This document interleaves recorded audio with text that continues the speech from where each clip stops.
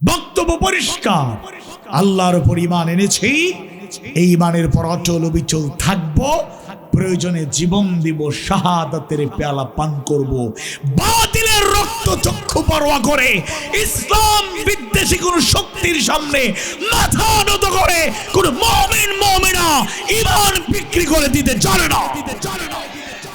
বয়স কাছাকাছি, অল্প সিনিয়র, আমার নামে নাম, ছাত্র ইসলামী আন্দোলনে সর্বোচ্চ দায়িত্ব পালন করলেন দেলোয়ার ভাই হাফিজাহুল্লাহ। কি পরিমাণ নিষ্ঠুর নির্যাতন করা হয়েছে বর্ণনা করে শেষ করা যাবে না।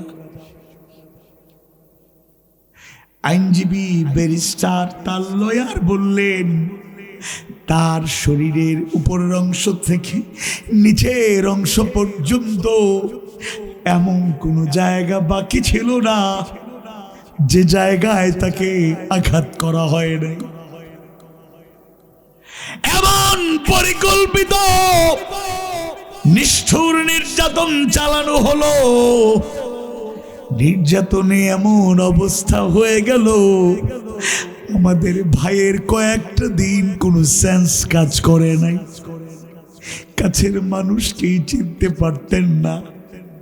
কোর্টে কয়েকদিন আনা হয়েছে, নেওয়া হয়েছে, হুইল চেয়ারে মাথাটা কাত করে জ্ঞান সেন্সলেস মানুষের মতো এসেছেন আর গিয়েছে। দুর্বল ইমানদারদের যুগে ছোট্ট একটা মানুষ এই ছোট্ট বডিতে নিষ্ঠুর নির্যাতন করা হলো। আল্লাহ চেয়েছেন বলেই তিনি বেঁচে আছেন। এরকম নির্যাতন করলে বেঁচে থাকার সুযোগ থাকার কথা নয়। পরিকল্পিত এমন আঘাত করেছে, আর এরা উপহাস করে বলেছে এমন শাস্তি দেয়া হলো। ডাক্তার জানায়া দিল সে বাবা হওয়ার যোগ্যতা তার নাই। সময়ের ব্যবধানে আল্লাহর দয়ায় এই মজলুম ভাইটাও মোটামুটি এখন সুস্থ, এবং তাকেও বাবার কাতারে যিনি সামিল করলেন তিনি কে? সমালোচনা করা যাবে, পর্যালোচনা করা যাবে, নেতিবাচক মন্তব্য করা যাবে, কিন্তু ঈমানের পরীক্ষায় উত্তীর্ণ হওয়া এত সহজ নয়। এত নির্যাতন তারা চালালো, কিন্তু একটা কথাও জবান থেকে এমন কথা বের করতে পারে নাই যা ইসলামের পথের পথিকদের ক্ষতি হতে পারে, সংগঠন এই কাফেলার ক্ষতি হতে পারে। শফিকুল ইসলাম মাসুদ ভাইকে এমন ভাবে টর্চার করা হলো, কুলে করে কাঁধে নিয়া হুইল চেয়ারে বসায়া বিভিন্ন ভাবে তাকেও নিয়ে আসা হয়েছিল। এত নিষ্ঠুর নির্যাতন চালানো হলো। মূল টার্গেট ছিল তাদের কাছ থেকে তথ্য উপাত্ত কালেকশন করে কাফেলার ক্ষতি করবে, আল্লাহর দ্বীনের পথের রাহবারদের ক্ষতি করবে।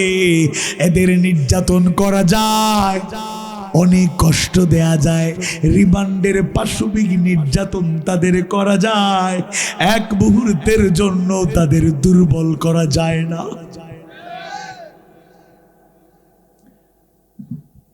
সাম্প্রতিক সময়ে নিষিদ্ধ ছাত্র সংগঠনের এক নেতার পারিবারিক একটা দুঃখজনক ঘটনা, আসলে কষ্টকর। কোন শত্রুর উপর এরকম জুলুম হোক আমরা চাই না, কোন শত্রুর উপর এরকম জুলুম হোক আমরা চাই না। ওই নিষিদ্ধ ছাত্র সংগঠনের সন্ত্রাসী কারাগারে পরিবারের জীবনটা ভালো চলছিল না। কষ্টে দুঃখে অভিমানে তার স্ত্রী তার ছোট্ট বাচ্চাটাকে হত্যা করে নিজে আত্মহত্যা করে দুনিয়া ছেড়ে চলে গেল। খুবই হৃদয় বিদারক ঘটনা। এরকম কোনো ঘটনা আমরা এই জমিনে দেখতে চাই না। এটা খুবই অমানবিক, হৃদয়স্পর্শী। এই ঘটনাকে কেন্দ্র করে অনেক মায়া কান্না সোশ্যাল মিডিয়ায় দেখলাম। পরে জানলাম প্রশাসন জানিয়ে দিল পেরোলো মুক্তি, জানাজা পড়তে পারেন নাই, বাইরে যেতে পারেন নাই, উনি অ্যাপ্লিকেশনই করে নাই। আরেকটা তথ্য আপনাদেরকে দেই, ওই ফ্যাসিস্টরা এমন আইন এই ক্ষেত্রে করেছিল যার কারণে ওই আইনের মার পেছেই একজন মানুষ কারাগারে থাকলে সব সময় সে পেরোলো মুক্তিও পাবে না, এক জেলা থেকে অন্য জেলায় যেতে পারবে না। এই মৌলভীবাজারের একজন কৃতি সন্তান কুলাউড়া রত্ন, দিনের পথের অগ্রসৈনিক, কেন্দ্রীয় দায়িত্ব পালন করেন এহসানুল মাহবুব জুবায়ের। তার আপন ভাই 13 সালে কারাগারে থাকা অবস্থায় ইন্তেকাল করলেন। বয়স কাছাকাছি, একসাথেই তাদের বেড়ে ওঠা, একসাথে পড়াশোনা, আসা যাওয়া, খাওয়া দাওয়া, সম্পর্ক, বেড়ে ওঠা কত কাছাকাছি। একটা ভাইয়ের জন্য আরেকটা ভাইয়ের ভালোবাসা কেমন থাকে, যাদের মধ্যে এই ভালোবাসা আছে তারা ঠিকই বুঝে। তিনি ইন্তেকাল করলেন, খবর পেয়ে গেলেন, আলাপ আলোচনা হলো, প্রশাসন বলল না, আপনি সিলেট কারাগারে, আর ওনার জানাজা মৌলভীবাজারে কুলাউড়ায়, না আপনি যেতে পারবেন না, আইন অ্যালাউ করে না, এক জেলা থেকে আরেক জায়গায় আরেক জেলায় আমরা ট্রান্সফার করতে পারবো না, আমাদের আইন। কত বড় ফ্যাসিস্ট তারা ছিল। ওই মায়াকান্না আপনারা করছেন, অথচ এইরকম ঘটনা বাংলাদেশে একটা, দুইটা, 10টা, 20টা, শত নয়, হাজারো হৃদয়স্পর্শী ঘটনায় এই জমিনে ঘটেছে। আমার মতো নগণ্য এক গোলাম মাহফিল থেকে নামার পরে গাড়িতে ওঠার সময় আমাকে 17 সালের 17ই ফেব্রুয়ারি গ্রেফতার করা হলো।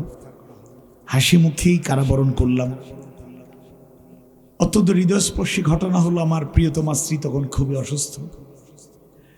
আমার প্রথম সন্তান কলিজার টুকরো ছেলে তার গর্ভে ছিলেন। কারাগারে থাকা অবস্থায় 17 জুলাই আমার প্রথম সন্তান, ফুটফুটে সন্তান। অনেকেই বলেছেন আমাদের স্বজনদের মধ্যে এত সুন্দর ফুটফুটে মায়াবী চাঁদের আলোর মতো সৌন্দর্যমণ্ডিত সন্তান আরেকটি জন্ম হয়নি। সে দুনিয়ায় আসলো, দুনিয়ার আলো দেখলো, আল্লাহর ফয়সালাতে কিছুক্ষণ পর চলে গেল। আমি আমার ছেলেটাকে, আমার প্রথম সন্তানটাকে আমার নিজের চোখে আমি দেখতে পারিনি। আমি নিজের জানাজার শরীক হইনি, পেরোলো মুক্তিও চাইনি, কারণ আমার ওই কঠিন সময়ে ধৈর্যের তাগিদ তাদেরকে দিয়েছি। আমি বের হওয়াটা, যদি ওই সময় পেরোলো মুক্তি দিলে হাতে পায়ে কত কিছু লাগিয়ে আমাকে যদি নিয়ে যাওয়া হয়, হিতে বিপরীত হতে পারে। মামলাগুলো জামিনের শেষ পর্যায়ে ছিল, তাই একটু সবর করেছি। আমি নিজেই তার নাম আব্দুর রহমান রেখেছি। আমার একমাত্র খালা, আমার একমাত্র বোন, তিনি বলে আমার নাম আর একটা পছন্দ। আমি সেটা বলেন খালা, আমার আরেকটা পছন্দের নাম জুনাইদ। আমরা রাখেন আব্দুর রহমান জুনাইদ। জানাজা কে পড়াবেন? আত্মীয় স্বজনদের মধ্যে আমার এক কাছের আত্মীয় ফাজিল মাদ্রাসার প্রিন্সিপাল, তিনিই পড়াবেন। তার কবরটা কোথায় হবে? আমি বললাম ছোট্টবেলা থেকেই যিনি আমার আদর্শের প্রতিচ্ছবি, প্রেরণার বাতিঘর, আমার মরহুম মগফুর আব্বা জান, যিনি একজন আইনজীবী হওয়া সত্ত্বেও মাদ্রাসায় না পড়েও কোরআন হাদিসের এত গবেষণা করেছিলেন। তিনি ওই সময় মাহফিল ছিল কম, কিন্তু তিনি ওয়াজ মাহফিলে ওয়াজ করতেন, তাফসির মাহফিলে তাফসির করতেন। সেই বাবার সন্তান হতে পেরে আমি আল্লাহর শুকরিয়া আদায় করি। আমি বললাম আমার মরহুম মগফুর আব্বা জানকে যখনই সুযোগ পাবো সালাম দেব। আমার আব্বার পাশে আমার প্রথম কলিজার টুকরো সন্তানটাকে আপনার কবরস্থ করুন, দাফন করুন। এরকম অনেক প্যাথেটিক হৃদয়স্পর্শী ঘটনা, হাজারো ঘটনা বাংলাদেশে হয়েছে। আমাদের আফসোস নাই, আমাদের দুঃখ নাই, কোনো অভিযোগ নাই, শোনাতেও চাই নাই। একটা প্রেক্ষাপটে এসে আপনাদেরকে নিজের কথা প্রচারের জন্য নয়, অনুপ্রেরণা দেওয়ার জন্য বললাম। এত কঠিন সময়ও শুধু সন্তানটা চলে গেল এটা নয়, আমার প্রিয়তম স্ত্রীকে আমি ওই কঠিন সময় কাছে থেকে সান্ত্বনা দিতে পারি নাই। জামিন হওয়ার পরই তাকে আমি সময় দিয়েছি, চেষ্টা করেছি সান্ত্বনা দেয়ার। ফসবির সবরান জামিলা, ইমানদাররা সে ধৈর্যের পথ বেছে নেয়। আমার সন্তান কেন, আমার স্বজন কেন চলে যায়? আমি নিজেই তো চলে যাওয়ার জন্য প্রস্তুত। স্বাভাবিক ইন্তেকালে নয়, আল্লাহর দ্বীনের জন্য জেল খাটা, মামলা খাওয়া, কষ্ট করা, পঙ্গুত্ব বরণ করা, রক্ত দেয়া, এটা তো কোনো ব্যাপার নয়। আল্লাহর প্রিয় বান্দা বান্দিরা আল্লাহর জন্য, তার রাসূলের জন্য জীবনটা উজাড় করে দিতে প্রস্তুত। বলুন ঠিক কিনা? ইমানদার ভাইয়েরা, প্রকৃত অর্থে যারা ইমানদার হয়ে যায়, কঠিন যে কোনো সিচুয়েশনে ইমানের উপর তারা অবিচল থাকে। মুমিন মুমিনারা শুনে রাখুন, ইমানের পথ কুসুমাস্তীর্ণ নয়, বরং কণ্টকাকীর্ণ। 29তম সূরা আল আনকাবুতের শুরুতে আল্লাহ জানায়া দেন, বিসমিল্লাহির রহমানির রহিম, আলিফ লাম মিম, আলিফ লাম মিম। আহাসিবান নাস, লোকেরা কি মনে করে নিয়েছে আইয়ুতরাকু, তাদেরকে ছেড়ে দেয়া হবে?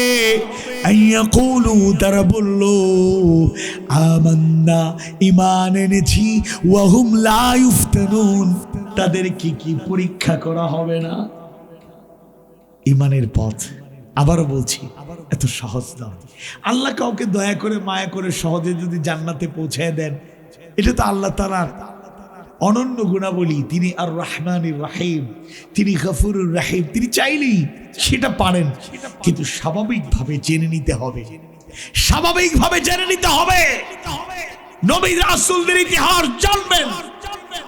হাতে গোনা 2 জন নবী, আদম আলাইহিস সালামের জীবনে পরীক্ষা এসেছে, তবে তুলনামূলক ওইরকম কঠিন পরীক্ষা না, একটা পরীক্ষা এসেছিল। সুলাইমান আলাইহিস সালামের উপর কঠিন পরীক্ষার, এরকম কঠিন পরীক্ষার দলিল পাওয়া যায় না।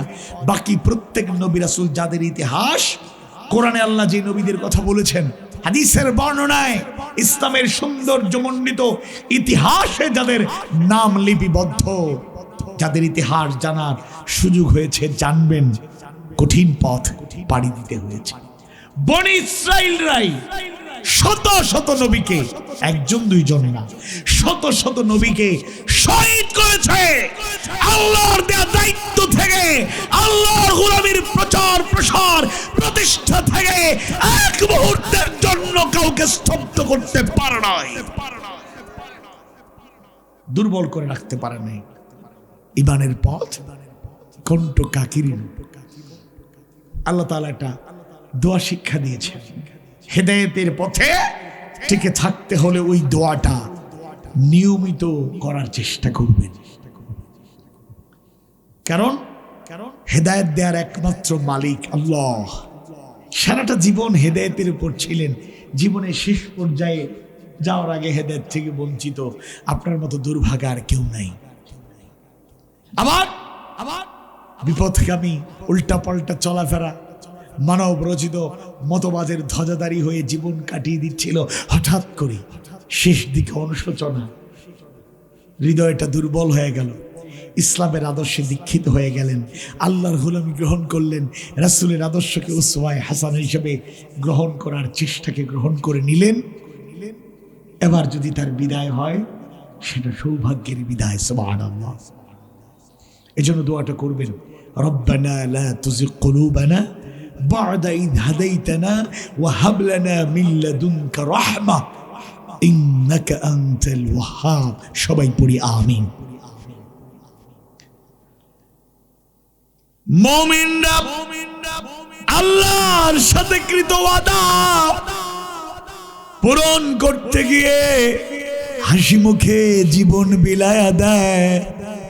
আবার যারা এখনো শহীদ হয় নাই, তারা শাহাদাতের জজবা নিয়ে তারা তৈরি থাকে। সুবহানাল্লাহ। ঈমানের পথে কঠিন পরীক্ষা আসবে, আল্লাহ তাআলা অসংখ্য গণিত আয়াতে কারিমায় জানায়া দেন। দ্বিতীয় সূরা, সর্ববৃহৎ সূরা, মাদানী সূরা, সূরাতুল বাকারা 155 নম্বর আয়াতে কারিমায় তাগিদ দিয়ে আল্লাহ সুবহানাহু ওয়া তাআলা জানায়া দেন, ওয়ালানাবলুওয়ান্নাকুম বিশাইইন মিনাল খাউফি ওয়াল জু'i ওয়া নাকসিন মিনাল আমওয়ালি ওয়াল আনফুসি ওয়াস সামারাত ওয়া বাশশিরিস সাবিরিন। আর আমি অবশ্যই তোমাদেরকে পরীক্ষা করব। কে বলছেন? কে বলছেন? আল্লাহ। আপনাদের কষ্ট হচ্ছে? কষ্ট হচ্ছে? আমি সময় দেখি কথা বলছি। আর একটু ঠান্ডা ঠান্ডা আবহাওয়া, আবার চেয়ার সিস্টেম থাকার কারণে আশা করি এখানে ফ্লোরে, মাটিতে, ত্রিপলে বসলে যে ঠান্ডার কষ্ট হতো এর থেকে একটু কম হচ্ছে। আল্লাহ সবাইকে কবুল করুন। আল্লাহ তাআলা বলছেন, আর আমি অবশ্যই পরীক্ষা করব। কি দিয়ে? খাউফ, ভয়ের পরীক্ষা। ভয় দিয়ে পরীক্ষা। গোটা দুনিয়া ভয়ের পরীক্ষা এখনো আছে না নাই? কথা কয় না, আছে না নাই? যুবকদেরকে হুঙ্কার দেয়া হয়, ভয় দেখানো হয়।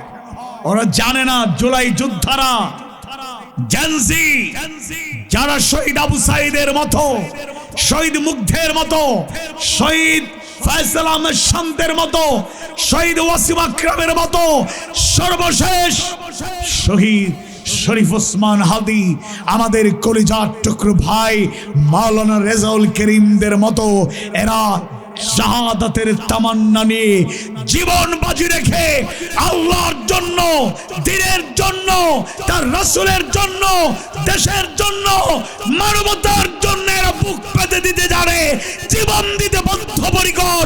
কোন আধিপত্যবাদী শক্তি ফ্যাসিস্টদের উত্থান এই জমিনে দেখতে চায় না। তারা জেনজিকে হুমকি দেয়। এরা আন্দোলন থামিয়েছে, কিন্তু আন্দোলনের ট্রেনিং এখনো ভুলে যায় নাই। প্রয়োজনে জুলাই বারবার ফিরে আসবে। চূড়ান্ত রূপে জুলুমতন্ত্রের অবসান হওয়ার পূর্ব পর্যন্ত আধিপত্যবাদী শক্তির মরলপনা যতদিন একেবারে নির্মূল হচ্ছে না, ততদিন জুলাই চির জাগরুক থাকবে, কেউ থামাতে পারবে না। মুরব্বীদের ভয় দেখায়, চাচা বয়স হয়ে গেছে, কি তা করতা চিন্তা করুকা, শেষ বয়সে ওলা যাইতা কিনি কি। মুমিনরা যদি ভয় অন্তরে লালন করে কোনো মানুষের না, এক আজিম সত্তার ভয় অন্তরে লালন করবে, তিনি কে? ছিগামহলবাসী, বড় লেখাবাসী একটা সূত্র মনে রাখবেন, একটা সূত্র মনে রাখবেন। যারা আল্লাহকে ভয় করে চলে, দুনিয়ার কাউকে তাদের পরোয়া করে চলতে হয় না, বরং গোটা দুনিয়াই তাদেরকে ভয় করে। ভয় দেখানির আলামত মানে নিজেরাও ভয় পাই না। নাইট গার্ড যারা বিভিন্ন জায়গা তোলা চকিদারি বা বিভিন্ন দায়িত্বে আছেন, আপনারা কেউ তাহলে কষ্ট নিবা না। নাইট গার্ডদের কিছু কিছু বৈশিষ্ট্য আছে। যেই নাইট গার্ডরা একটু নির্জন এলাকায় পড়ে যায়, বা আশপাশের সন্ত্রাসী বা ডাকাত দলের উৎপাত আছে বা ভয়ের কারণ আছে, এরা এমন ট্রেনিং নেই, ঘুমানোর মধ্যে দেখরাম এই সাবধান, ঘুমোর মাঝে কই নিলা না, আসলে তার মাঝেও ভয়, অথবা জাগ্রত থাকলে মাঝে মাঝে ভয় কাটানোর জন্য বলে আর কি। তার আওয়াজে 2-4 জন মানুষকে এসে জাগাতে চায়, কারণ একটু আতঙ্কিত হইলেই একা একা মানুষ কখন কোন বিপদ হয়। এই জন্য যারা নিজে ভয় পায়, এরা অন্যকে ভয় দেখানোর অভিনয় করে। আলামত ভালো না, আলামত আমাদের জন্য ভালো, ওদের জন্য ভালো না। আল্লাহ তুমি কবুল কর। আল্লাহর ভয় নিয়ে চলবেন। লাইফ ইজ ওয়ান টাইম, জীবন তো একটাই। মুমিনরা একবারই পৃথিবী থেকে বিদায় নেবে। কয়বার?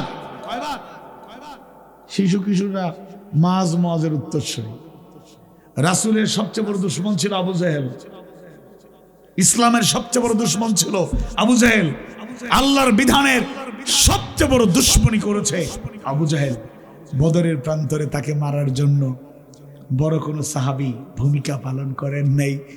ছোট দুই ভাই মাজ মমিজ এরা এসে কয়, আচ্ছা আবু জেহেল কোনটা? সুবহানাল্লাহ বলুন না। এরা বয়সে ছোট, সাইজে ছোট, কিন্তু খুঁজতেছে বড়টা। ওই যে মাথা উঁচু করে ভয়ঙ্কর লোক, এটা হলো আবু জেহেল। আচ্ছা, এরপরে আবু জেহেলকে তো তারাই কুপৎকার করছে। আল্লাহু আকবার। আল্লাহর ভয় লালন করে যারা পথ চলে, এদের মৃত্যু দুনিয়া থেকে একবার হয়।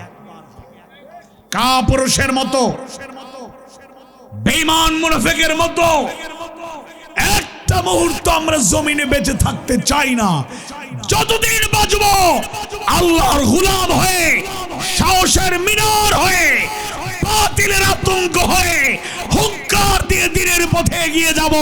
হয়তো শহীদ নয়তো গাজী, আমরা সবাই লড়তে রাজি। আগামীর সংগ্রাম ভয়কে জয় করার সংগ্রাম। ওরে আল্লাহ, 15.5 বছরে যাদের কণ্ঠের আওয়াজ নামাইতে পারে নাই, 5 আগস্টের পরে আবার মাহফিল অনেক জায়গায় ডিস্টার্ব করে। আমার 15.5 বছরের মাহফিলে টুকটাক 2-4 জায়গায় একটু ডিস্টার্ব হয়েছে, কিন্তু 5 আগস্টের পরে তাও উর্বর ময়দান কক্সবাজারের চকুরিয়ায় দেখি আল্লাহওয়ালা এক হাজী সাহেব, 90 ফ্যাসিস্টদের দোসর, আইসা আমার সাথে লাগাই দিল। ভিডিও হয়ে গেল ভাইরাল। আইসা কয়, আমি জামাতের বক্তা। আমিও কইছি আমি জামাত করি, তো কি হয়েছে? আমি কোরআনের কথা বলছি, হাদিস সুন্নাহর কথা বলছি, তুমি আমাকে রাজনৈতিক ভয় দেখাও। এই লোকটা শুরু থেকে তার বক্তৃতা কাছে থাকা বিভিন্ন অ্যাটিটিউডে ডিস্টার্ব করছে, শেষ পর্যন্ত বিতর্কে জড়ালো। 15.5 বছরে এত কিছু ব্যবহার করেও যারা আল্লাহর বান্দাদের দুর্বল করতে পারে নাই, লম্প ঝম্প করা লোকে ঠান্ডা হয়ে যাবে ইনশাআল্লাহ। ঠান্ডা করে দেওয়া হবে ইনশাআল্লাহ। বেশি লাফায়েন না। লন্ডন থেকে আসা মুফতি সাহেব ফতুয়া বাদ দিয়ে অনেক কথাই বলতেছে, আস্তে আস্তে চেঞ্জ হচ্ছে। এখন একটা কথা এখনো চেঞ্জ হয়ে নাই। ওই বর্ণি থেকে আসার পথে আবার ভিডিও আরেকটা শুনলাম, এইটাতেও একই কথা, এটাও চেঞ্জ হবে। উনি নিজেই ছিলেন না দেশে, কথায় কথায় যারা দেশে জীবন দিল, রক্ত দিল, ঘাম ঝরালো, ফ্যাসিস্টদের বিরুদ্ধে বুক পেতে দিয়ে সাহসিকতার পরিচয় দিয়ে মোকাবেলা করলো, তাদেরকে গুপ্ত গুপ্ত বলা। নিজেই ছিলেন গুপ্ত, আর এখন সুপ্ত প্রতিভার বিকাশ ঘটাতে চান। যেটা নিজে করেন না এটা কইলেন না, এটা বইলেন না, তাইলে কিন্তু আপনি লজ্জা পাবেন। ফতোয়াগিরি শুরু করছিলেন, এবার পাল্টা যখন শুরু হয়েছে কয় এখন আর ফতোয়া দেন। উনি শিরকের সংজ্ঞা, আমরা এত বছর ওয়াজ করে 54 বছরের মুফাসসিরে এখনো জাতিকে শিরিক বুঝাতে পারে নাই। উনি 18 বছরের অভিজ্ঞতা, 17 বছরের পলাতক থাকার অভিজ্ঞতা থেকে উনি একেবারে পুরা পাক্কা ইমানদার হয়ে শিরকের সংজ্ঞা দিচ্ছেন, কুফুরি সংজ্ঞা দিচ্ছেন। ইসলামের আদর্শের আলোকে রাসূলের আদর্শ বাস্তবায়নের চেষ্টা ওনারা করবেন, কিন্তু চেহারায় রাসূলের সুন্নাতের কোনো সামান্যতম একটা উকি দেওয়ার সুযোগ নাই। সফান সফা। কষ্ট নিয়েন না, যাদের দাড়ি নেই কষ্ট নিয়েন না, আল্লাহ যেদিন কবুল করবে সেদিন হবে। কিন্তু বলতেছি অনেকে তো একটু লম্বা হওয়ার পরে কাটি, আমরা ব্যস্ততা আছে, সমস্যা আছে, দাঁড়িয়ে রাখেন নাই, অল্প দিন পরে সময় পাইলে কাটি। কিন্তু যারা সুন্নতের কথা বলতেছে, আরেকজন ওই চকরিয়া পেকুয়া এখন ঢাকার ছাইরা নেতার সাথে ছাইরা এলাকায় গেছে, কারণ ওনার ডাল মানে ডানা বাম সামনে অগ্রসর করছিল। মমিনাদের জীবন কঠিন চ্যালেঞ্জ মোকাবেলা করে এগিয়ে যেতে হবে, ভয়কে জয় করতে হবে বলে ইনশাআল্লাহ। ওয়ালজু, ক্ষুধার যন্ত্রণা, অভাব অনটন লেগে আছে। আমরা তো অভাবী মানুষ, তাই আমাদেরকে নিয়ে এরা খেলে। ওই আপা বলছিল, আমি যদি ক্ষমতায় যাই 10 টাকা কেজিতে চাল খাওয়াবো। খাইছেন? কথা কয় না কেউ। খাইলে হুক্কা খাইছে কিছু লোক, টাকাও লাগে নাই। ওদের অন্ধ আনুগত্যশীল দলকানা নেতা কর্মীরা, এরা টাকা পয়সা লাগে নাই, জনগণের সম্পদ আত্মসাৎ করে লুটপাট করে শেষ করে দিয়েছে।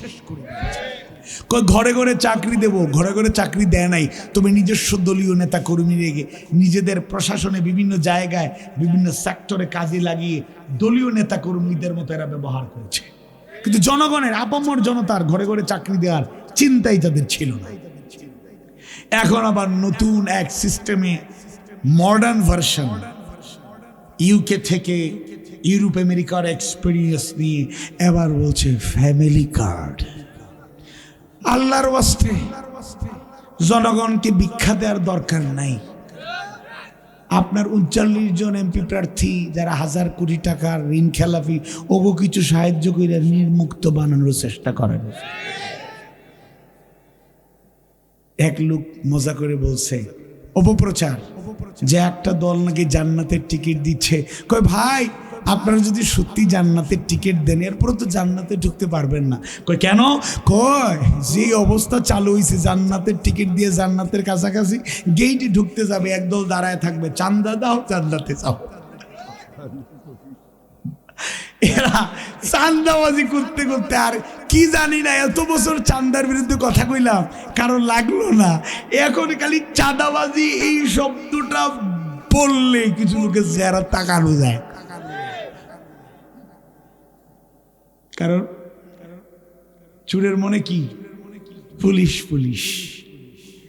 এজন্য আল্লাহর ওয়াস্তে এইগুলা মানুষের সাথে ধোঁকাবাজি আর কইরেন না। কিছু কিছু জায়গায় শুনছি 100 টাকা করে নেওয়া শুরু করে দিয়েছে। আদৌ দেবে কি না? এক নেতা বলতেছে এটা যেন এটিএম কার্ড আর কি, ঢুকাবেন 15,000 দরকার, বেরোবে। আরে বাপ রে বাপ, এটা মানুষে আর বোকা আর ভাববেন না। মানুষ অনেক স্মার্ট, অনেক সচেতন হয়ে গিয়েছে। আল্লাহর ওয়াস্তে আমি এক জায়গায় বলছি, আজকে মজা করে বলছি, যদি কার্ড দিতে হয় ফ্যামিলি কার্ড, হ্যাঁ ফ্যামিলিতে একটা কার্ড দিতে পারেন। ওইটা যে কোনো সন্ত্রাসী খুন খারাপি ক্ষতি করার জন্য আসলে একটা কার্ড ধরায় দেন। ভাই, ভাইয়ার কার্ড কিন্তু আছে, কারণ ক্ষতি করলে তো এরাই করে। ব্যবসায়ীরা, ক্ষুদে ব্যবসায়ীরা, বড় ব্যবসায়ীরা, শিল্পপতিরা, বিভিন্ন সেক্টরে চাঁদাবাজি চলে। পারলে একটা কার্ড দেন, যারা চাঁদা নিতে আসবে বলবে ভাইয়ার কার্ড আছে, চাঁদা থেকে আল্লাহর হস্তে মাফ করেন, এরকম কার্ড দেন, মানুষকে রক্ষার কার্ড দেন। এই ভাওতাবাজিগুলো কইরা জাতিকে, আমাদের এই অভাব অনটন কষ্টের জীবনটাকে আর দুর্বিষহ করবেন না। আমাদের এত গরিব থাকার কথা নয়। ওয়াতুজ যাকাত, আর যাকাত আদায় করো।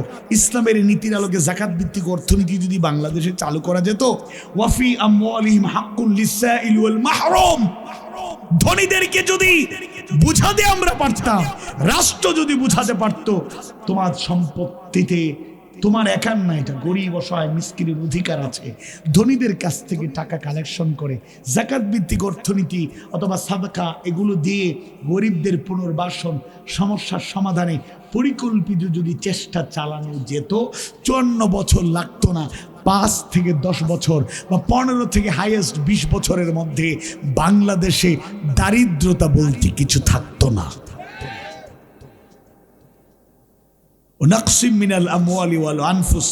জানমালের ক্ষতি দিয়ে আল্লাহ পরীক্ষা করবেন। এরপরে ওয়াসামারাত, ফসলাদি নষ্ট করে আল্লাহ পরীক্ষা করবেন। আমরা যেন ইমানের পরীক্ষায় উত্তীর্ণ হতে পারি। আল্লাহ তুমি আমাদেরকে কবুল করো। আমি শেষ কথা বলতে চাই, ইমানের ব্যাপারে অনেক জায়গায় আলোচনা করেছি, হয়তো পুরাতন, এরপরও বারবার স্মরণ করে দিতে হবে। নামাজ পড়ছেন, রোজা রাখছেন, হজ করেছেন, যাকাত দেন, অনেক ভালো আমল আছে, কিন্তু ইমানে যদি শিরিক ঢুকে যায়, ইমানে যদি গরমিল ঢুকে যায়, বুঝতে না পারেন, তাইলে তো রেজাল্ট জিরো। ইমানের সাথে আমলে সালেহ, শুধু আমলে সালেহ করছেন, ইমানে গরমিল আছে, তাহলে কিন্তু আপনি সফল কাম মুমিন মুমিনার কাতারে শামিল হতে পারবেন না। এজন্য আমরা যে ঘোষণা দেই আমানতু বিল্লাহি ওয়া মালাইকাতিহি ওয়া কুতুবিহি ওয়া রাসূলিহি ওয়াল ইয়াউমিল আখিরি ওয়াল কদরি খাইরিহি ওয়া শাররিহি মিনাল্লাহি তাআলা ওয়াল বা'সি বা'দাল মাউত, এই যে ঈমানের ঘোষণাগুলো দিচ্ছি, তিনভাবে এটাকে গ্রহণ করলে, মেনে চললেই আমরা মুমিন মুমিনা। এক, আত-তাসদীকু বিল জানান, অন্তরে সুদৃঢ় ঈমান থাকবে। ওয়াল ইকরারু বিল লিসান, মৌখিক স্বীকৃতি প্রকাশ দাওয়াত অব্যাহত থাকবে।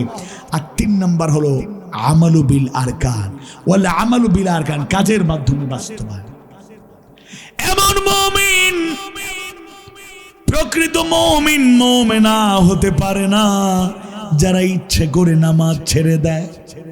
ওই মুমিন মুমিনা প্রকৃত মুমিনের কাতারে শামিল হতে পারে নাই যে হক আদায় করে সিয়াম সাধনা করে না। যাকাত ফরজ, একবার ফরজ, একাধিকবার হজ করেছে। হজ ফরজ, একাধিকবার হজ করেছে, একবার করলেও চলতো। অথচ সহি নিয়তে যে উদ্দেশ্যে হজ করার কথা, ওই হজ তার জীবনে বাস্তব কোনো পরিবর্তন সাধন করে নাই। যাকাত ফরজ, যাকাত দিয়ে যাচ্ছি, আবার অনেকেই যাকাত ফরজ হক আদায় করে যাকাত দেই না, সঠিক নিয়মে যাকাত দেই না। মুমিন দাবি করি, কথায় কথায় মিথ্যা বলি। মুমিন দাবি করি, ওয়াদা একটাও ঠিক থাকে না। মুমিন মুমিনা দাবি করি, আমানতের খেয়ানত করি। মুমিন মুমিনা দাবি করি, কথাবার্তার শালীনতা নাই, গালমন্দ জবান থেকে বের হয়, এরকম একজন লোক অন্তত সিগা মহলে নাই। তাহলে কেমন মুমিন আমরা? আসুন কথার কাজে মুমিন মুমিনার কাতারে শামিল হই।